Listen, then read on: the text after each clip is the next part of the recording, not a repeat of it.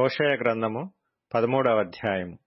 ఎఫ్రాయిము మాట్లాడినప్పుడు భయము కలిగెను. అతడు ఇశ్రాయేలు వారిలో తన్ను గొప్ప చేసుకొనెను.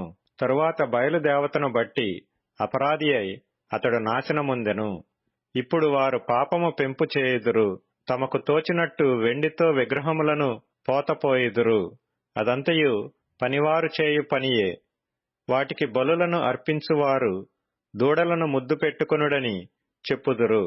కాబట్టి వారు ఉదయమున కనబడు మేఘము వలెను, పెందలకడ గతించు ప్రాతఃకాలపు మంచు వలె నుందురు.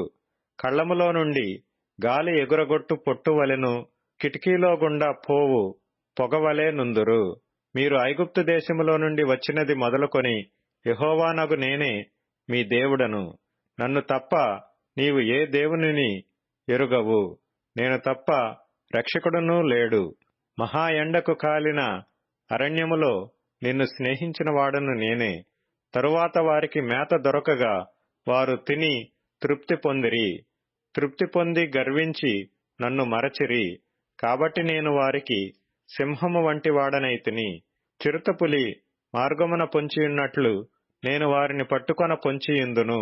పిల్లలు పోయిన ఎలుగుబంటి ఒకని మీద పడునట్లు నేను వారి మీద పడి వారి రొమ్మును చీల్చివేయుదును.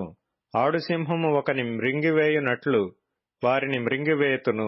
దుష్టమృగములు వారిని చీల్చివేయును.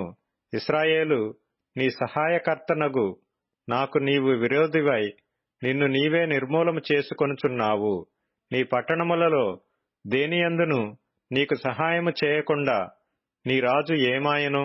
రాజును అధిపతులను నా మీద నియమించుమని నీవు మనవి చేసుకొంటివి గదా.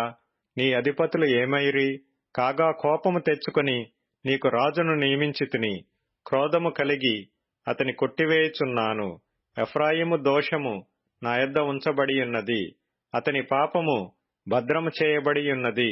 ప్రసూతి వేదనలు కలిగినట్టుగా అతనికి వేదన పుట్టును. పిల్ల పుట్టు సమయమున బయటికి రాని శిశువైనట్టుగా అతడు బుద్ధిలేని వాడై వృద్ధికి రాడు. అయినను పాతాళ వశములో నుండి నేను వారిని విమోచింతును. మృత్యువు నుండి వారిని రక్షింతును. ఓ మరణమా, నీ విజయమెక్కడా? ఓ మరణమా, నీ ముల్లెక్కడా? పశ్చాత్తాపము నాకు పుట్టదు. నిజముగా ఎఫ్రాయిము తన సహోదరులలో ఫలాభివృద్ధి నొందును. అయితే తూర్పు గాలి వచ్చును, యెహోవా పుట్టించు గాలి అరణ్యములో నుండి లేచును. అది రాగా అతని నీటి బుగ్గలు ఎండిపోవును, అతని ఊటలు ఇంకిపోవును. అతని ధన నిధులను, అతనికి ప్రియమైన వస్తువులన్నిటినీ శత్రువు కొల్లపెట్టును.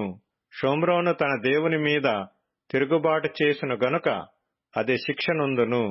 జనులు కత్తిపాలగుదురు. వారి పిల్లలు రాళ్లకు వేసి కొట్టబడుదురు. గర్భిణీ స్త్రీల కడుపులు చీల్చబడును.